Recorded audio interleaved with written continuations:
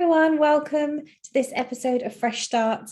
And in this episode, I'm going to take you through the tools and techniques that will really help you to navigate that emotional journey that you're going through on your divorce. Divorce is often associated with a grieving process that has to happen. And the tools and techniques that I'm going to share with you today are really how to navigate that and get through that a lot quicker and a lot more successfully than if you're doing it on your own. These techniques I've been working with my clients one-to-one on for some time now, so I know that they work and I know that they'll work for you. So without further ado, I'm going to dive straight in. I have got a couple of slides just to share with you, all of which will be available in the membership afterwards, so that you can get access to those and recap what we've gone through today. So what am I going to talk about? So as I said before, if you've read the article, there are 5 stages to your divorce.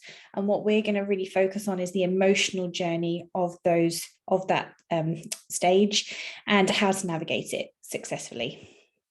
So the 5 stages, just as a recap, are the mental separation. So that often we will mentally separate with someone or make a decision to separate before we actually verbalize that. So for one party, that may be that you're a bit further ahead than the other.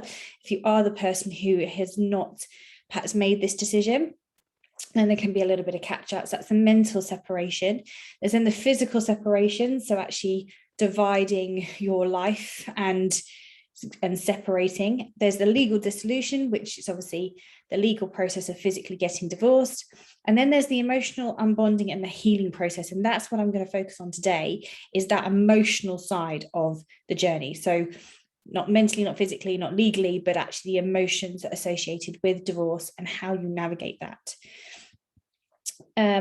So things to remember about this process is not every person will go through this process and go through every step in a sequential order. For some people, they will actually have a lot shorter time at each stage. To others, your journey is completely personal to you.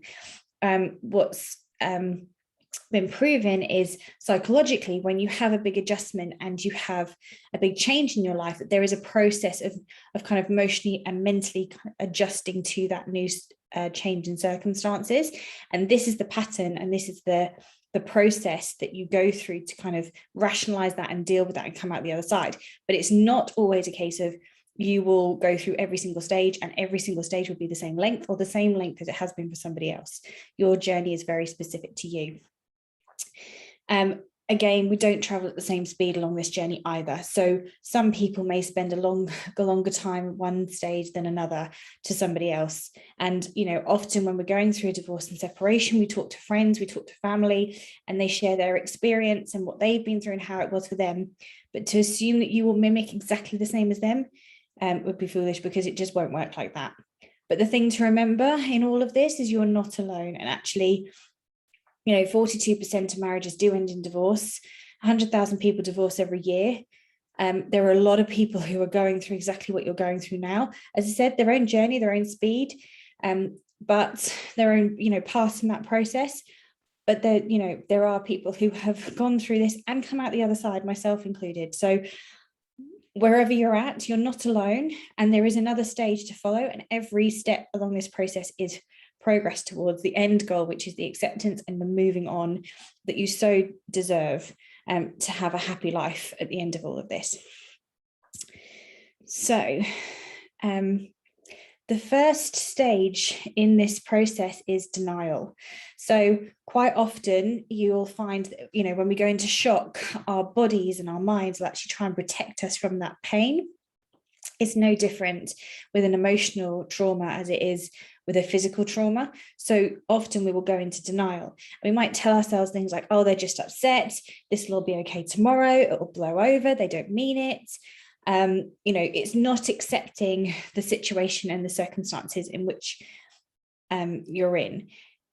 This is obviously more common in the person who has been told that the other party wants to get a divorce. It's where this usually crops up. This doesn't usually last for very long, because eventually, the cloud is going to shift and you're going to start to realize that this is actually, for real. It is a coping mechanism. It's a default that your mind has put in place to try and protect you from that pain. And we are all creatures who will go into survival mode. We have a 200 million year old brain. Our brains haven't changed in the way that they work. So you will still do fight, flight, or freeze. This would very much be kind of freeze, not accepting. As I said, this stage doesn't tend to last too long. And what's followed by the denial, when this does start to when you do start to realize that actually this is for real and this is actually happening, is you tend to move to anger. So that might look like, I hate him, he'll regret leaving me. It's the anger, it's the pain, it's all the stuff that previous stage has tried to block and tried to save you from and tried to prevent you from feeling. You then feel the full force of it. You can end up staying at this stage for a really long time, way after the divorce, if this is not dealt with, if you don't look at how to manage and progress through this stage in the grieving process. And this is the stage that can cause a lot of damage to the people around you, so specifically children. So if you are feeling angry and resentful and hurt by what's going on, the kind of word to the wise and the best advice I can give you is to not let that play out in front of your children, because you will really regret it in the future, and the impact that you'll have on them is huge. So that's the best piece of advice. If you take nothing else away from the conversation today, at least take that. But we're going to come on to how you actually move through this particular stage in a little bit. I'm going to share some tools with you that's going to really help you. Once you've moved past anger and some of that kind of pain dissipates, then you can end up feeling a little bit of regret and actually having this kind of almost bargaining stage where it's, if only I'd spent more time with her or him, she or he would have stayed. And it's not uncommon then for people to actually look for something, a bigger being outside of themselves, perhaps God, the universe, whatever it is you believe in. So you almost barter and bargain and say, look, just give me this person back that's going to, allow me to be happy, because you see that the only way for you to be happy is with the person, even if the reality is that actually the marriage wasn't working anyway, which chances are if someone's decided to divorce, it wasn't, even if the other person was in denial as to how bad things were. And ultimately, we all deserve to be with people who want to be with us and who we want to be with, right? And if you wanted to be with that person but they didn't want to be with you, then that wasn't right anyway. But it's getting to that point of acceptance. So bargaining is a very, very common stage to go through, and it's actually the halfway point. So it's actually when you get to bargaining, as much as it doesn't feel really great, it's actually a really good sign, because you've moved past anger, which, as I said, is a place that people can end up staying for a long, long time and it's really damaging. So actually when you get to bargaining, that's a really good sign of the progress that you're making. The next stage that follows bargaining, however, is depression. So depression, and you might think, I'm not a kind of depressed person, or that wouldn't affect me. You'd be surprised how many people feel depression. And actually it is that I'm going to be alone forever. I'm not good enough. What's the point? I'll never find love again. It's all those it's that inner critic. It's those negative fear talking from your subconscious as to why this hasn't worked and why this is never going to change and why your life is almost over before it's begun and there's no coming back from it. It's that stage. It's almost the self-pity stage, if you like. It's that feeling of just everything is lost, and we all feel like that at different times. And you don't have to be clinically depressed or diagnosed as being depressed to feel those emotions, and they're completely normal to feel at a time like this. But being aware of them, being aware of what it is, and then being able to pull yourself out of that is what's really going to speed your journey along to that acceptance, which is the next stage. So once you get to the depression stage, you're really, really close to the end of that journey, which is acceptance. And every stage will pass. So when you get to the acceptance point, is ultimately, this was a healthy choice for me, even if it didn't feel like it at the time, or even if it wasn't my choice. this is good for me and my life is going to be good. It's going to be better now because I'm out of this marriage and I'm, back in control of my life and what I want to do. And actually this is an exciting time where new opportunities are going to arise and I'm in control. You do get to that point. They are the 5 stages. That's the end of it. But it's riding that wave to get there, and it's the stages that go before that we really want to talk about today and help you to kind of navigate. So, as I said, I'm now going to share with you some tools and techniques that you can use throughout this process. They're not specific to each individual stage. You can use them at any stage, although I will advise you as to what stage they're most helpful. But let's begin with writing it all down and burning it. So obviously not at the denial stage. You're probably not going to be feeling the pain at that point. But when the pain comes in, when you get to the anger stage, when you're starting to feel the anger and the resentment and the pain of the situation that you're in, a really, really great tool is and it's very cathartic, is to write down exactly what hurts. Why does it hurt? How do you feel right now in this moment? What is the fear, the underlying fear that's fueling that feeling? What is it you're most scared of? Being on your own, being ostracized from your family, losing your friends, stability, financial stability or emotional stability, having to go back to work, having to stay in a job you don't want to stay in, feeling like you've been betrayed, the fear of having to manage everything now and not sharing that, the fact that you feel that you've been cheated out of a future that you thought you were having, whatever it is, write it down. What it is that's hurting you, why does it hurt you, and what is it you're feeling as a result of that, and what's the fear that's underlying that? I'm now going to be on my own, or I'm now not going to have my kids all the time, I'm going to lose out. Whatever it is, write it all down. How do you really, really feel about it? Just write. Then also, I want you to take another piece of paper and write a letter to your ex. Write exactly what you want to say to them. You're not going to send it, but you're going to just let it all out. Let all the anger, all the pain, all the frustration, all the hurt, all the resentment, let it all out on that page. And then I want you to burn both. Now, this might sound a bit woo-woo and a bit, okay, that's not what I was expecting.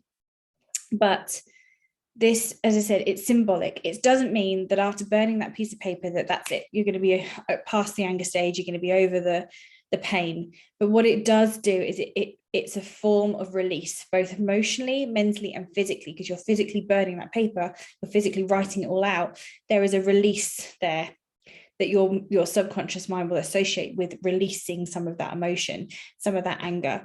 Top tip: burn it over the sink. Don't do it outside. Don't, because if the wind gets up, it can blow everywhere. And obviously don't do it in another place in the house. Don't burn your house down in the process. But if you light it over a sink, then generally it will go out once it's turned to ash.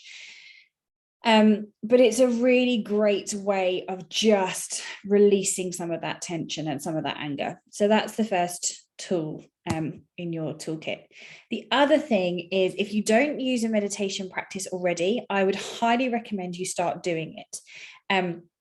Meditation has so many wonderful benefits to your mental, emotional, physical well-being. I could do a whole video on it, just on its own. Meditation is a really, really, really great way to really look inward, to really calm your mind, to really focus where you want to focus, and to also to let go of things that aren't serving you. And I'm going to talk about meditation all the way through this journey, not just today, but actually in the months to come, and share meditations with you that I found really helpful, and so have my clients over the years.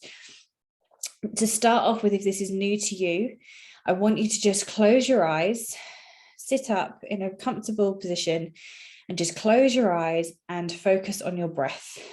Do it now. Just focus on your breath.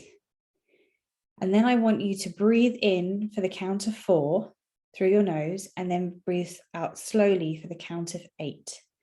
And you're going to repeat that 4 times. So it's like this. And out.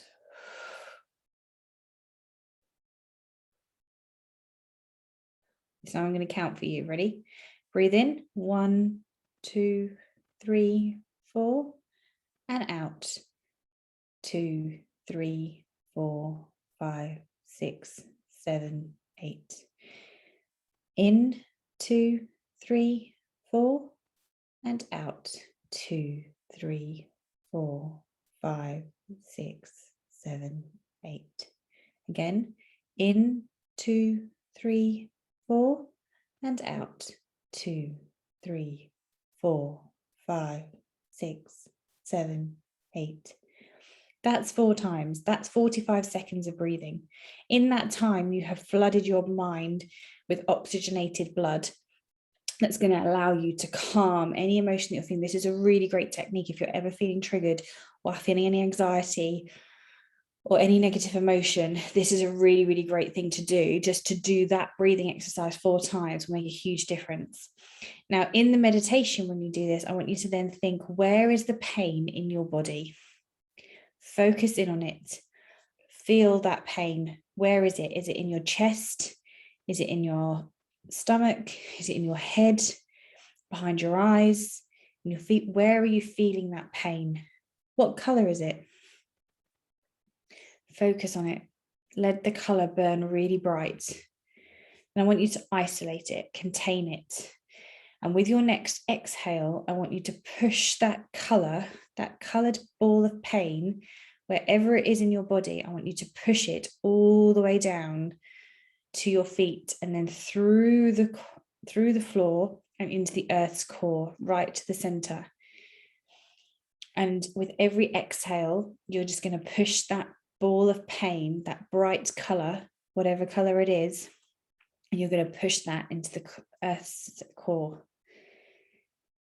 Once it's in the earth's core, I then want you to see a lavender light above your head and allow the light to slowly move down into your forehead and unwrinkle any tension that you have there, down to your eyes, releasing the muscles in your eyelids, down to your cheekbones, your nose, your mouth, your jaw, relaxing everything like a calm, cooling balm. Down to your neck, your throat, your chest, your arms, down to your fingertips. Pushing that lavender light, just gently caressing and calming your body and all your muscles and all the tension is going as it moves down your body into your pelvis, your hips, into your tops of your legs, your thighs, your knees, your shins, your calves, your ankles, your feet, your toes. So you're now bathed in a beautiful lavender glow. And just feel that glow. Breathe into it. Feel it healing and cooling and calming all of the tension. Just let it go.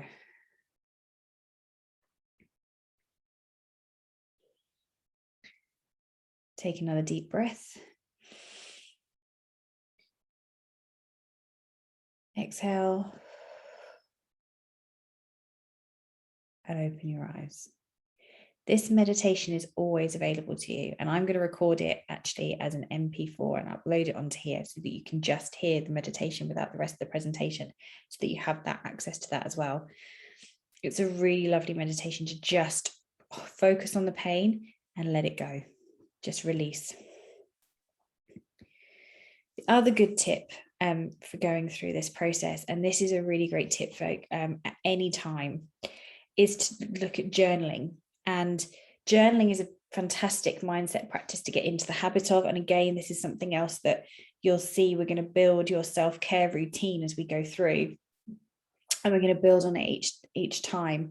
And this will become part of daily life for you, of writing down your thoughts, your feelings, really processing them, being aware of them, so then you can deal with them and be really proactive in how you then manage your emotional state in your day and what you get back. So journaling, I want to introduce it to you now so you're aware of it. And as I said, we'll continue to build this as we go through. So for now, I want you to think about, what do you feel? What do you want to feel, as opposed to what you are feeling? So we've done the kind of where you're at now, and we've burnt that. Now we want to look at what you want to feel. What do you think you're going to lose, or you fear losing, or you think you no longer have? What assumptions are you making about this situation? So what is it you're telling yourself as to what's not available to you, or what's going to happen? What is it that what is that inner chatter that you've got going on at the moment? And then what does the opposite look like? So if the chatter is, for example, I'm going to lose everything. I'm going to lose the house. I'm going to have to move. I'm going to have to downsize. I'm going to be on my own. What's the opposite? What's the assumptions you're making? The assumptions you're making are, that this is going to go badly for me, that I'm going to be worse off as a result of this decision. And my life isn't going to be what it once was, and it's going to be worse than it was. So what does the opposite look like? This is a really good thing for me, and I'm going to come out stronger and better for this financially, emotionally. I'm physically, mentally, I'm going to come back so much stronger, and this is going to be really good for me. And then how do you want to feel? So what do you want to feel that you're currently not feeling? So again, what's the opposite to the emotion that you've currently got going on? Tap into your body, sit down quietly, do the breathing exercise, really focus. What is it I'm feeling right now? What would it look like to have this feeling independent of your ex? So often we associate feeling good with external influences. So it may be that you think, I can only feel financially secure and feel emotionally secure when I was in my marriage, in my home, and I knew what life was all about, and I had my routine. So what would it look like to have that feeling of security, of love, of empowerment, and not be dependent on receiving that from your ex, for doing it for yourself? What would that look like? Just play with that idea for a second. And then also, what are you most grateful for in your life? Now, I know at a time like this, it can be really hard to focus on what you're grateful for when it feels like everything's going so wrong, or that, there's shifting sands. But believe me, there will always be somebody who would swap places with you in a heartbeat, and you really wouldn't want to trade places with them. And it's worth remembering that, especially when you're going through a really hard time, especially when you're at that depressed stage or the bargaining stage. This is where journaling is really helpful. I mean, obviously all the way through, when you're at the anger stage as well, to really kind of write down how you're feeling and then how you want to feel, and focusing on how you want to feel and how you can do that for yourself. So even if you have to start from the place of pain and then look at the exact opposite and tell yourself that, because our minds never switch off. We think 70,000 thoughts a day. 95% of those thoughts are in our subconscious mind, completely unaware of what we're thinking. And it's that internal chatter that we really need to master in order to move forward and get to that point of acceptance.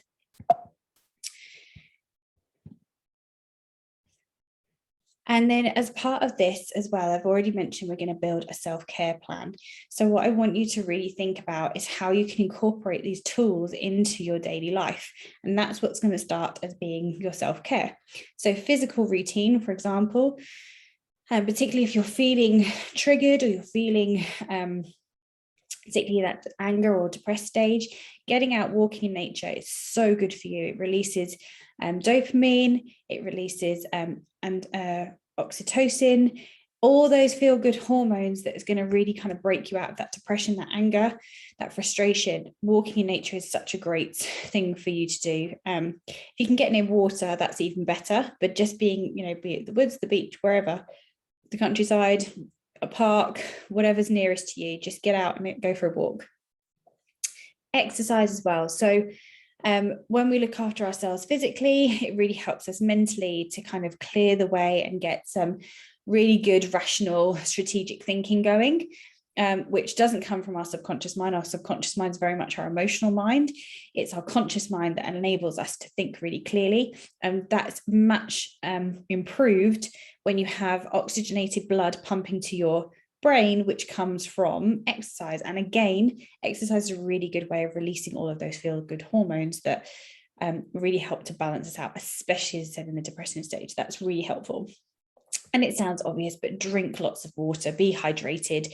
Your cell regeneration is greatly improved by drinking water. You really need to be taking care of yourself and your health at this time. You're going to be asked to make a lot of big decisions. You've got probably children to take care of and manage their emotions. You need to give yourself the best opportunity to look after you so you can look after them and make good decisions for your future. So drinking water, exercising, getting outside in nature, incorporate that into your daily routine or your weekly routine wherever possible. It will really stand you in good stead for moving forward and making healthy choices. Daily journaling and gratitude. So I've shown you the kind of the gratitude and journaling questions that you can ask. There are also lots of apps and groups and things that can help you as well. I'll pop them in here after so you have access to those. But thinking about things like, how am I feeling? What assumptions am I making? And if it is a negative, then how do I turn that into a positive? What is the polar opposite of what I'm thinking and feeling right now? And then focusing on those alternatives and really starting to visualize that and focus on that rather than the negative. The other thing that's really worth doing at this stage is guarding your brain. So we are very, very susceptible to others and other people's opinions. It's the reason why hypnotherapy is so effective.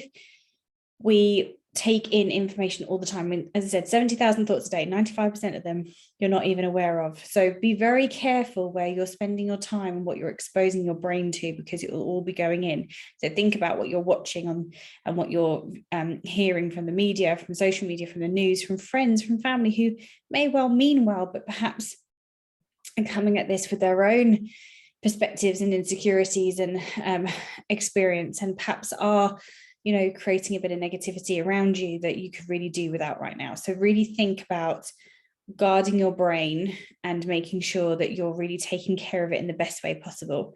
And in doing so, create that support system. So look at friends, look at family, people who are going to be around you who can really help you through this, as well as professionals like myself and other professionals who can kind of really guide you at this time.